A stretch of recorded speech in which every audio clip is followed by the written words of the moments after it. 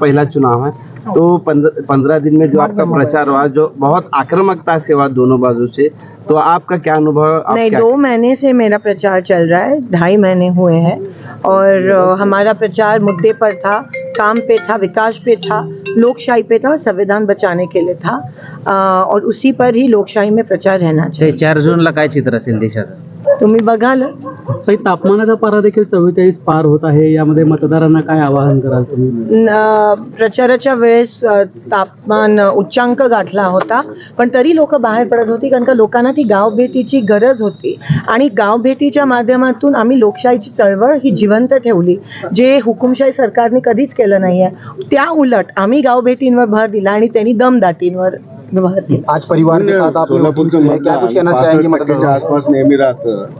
जास्त मतदान व्हावं यासाठी लोकांना काय आवाहन करा? नाही, नक्कीच आम्ही लोकांना सांगतोय की जसं आपण गावाकडे जत्रा असली की सगळेजण जातो, तसं आज पण लोकशाहीचा सण आहे आणि तो साजरा करण्यासाठी प्रत्येकाने मतदान करणं हे गरजेचं आहे. ताई, after thrice consecutive victory in Vidhan Sabha, now you are contesting the Lok Sabha. What difference you are finding it, and how you look at the challenge of BJP candidate Ram Swathi? It is definitely 6 times that of a Vidhan Sabha constituency, and election is an election. Never underestimate your opponent, but the people are definitely very angry with the way the BJP has treated them in the last 10 years. Sholapur has suffered hugely because of the BJP, and people want to take that revenge, and people want development. Now they don't want anything else apart from development. They do not believe in a lot of caste community politics, dirty politics that the BJP has played.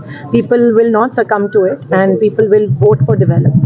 Madam, mainly on which subject the election campaigning will be held? मेरा campaigning तो इस पे ही था, विकास के मुद्दों पे था. शोलापुर में IT park आना चाहिए, शोलापुर दुष्काल मुक्त होना चाहिए, शोलापुर खड्डे मुक्त होना चाहिए, शोलापुर लोड शेडिंग मुक्त होना चाहिए, शोलापुर में रोजगार मिलना चाहिए लोगों को, और किसानों को हमी भाव मिलना चाहिए, MSP मिलना चाहिए, कांदा निर्यात जो बंद है वो उठानी चाहिए, दूध को दर मिलना चाहिए, महंगाई कम होनी चाहिए.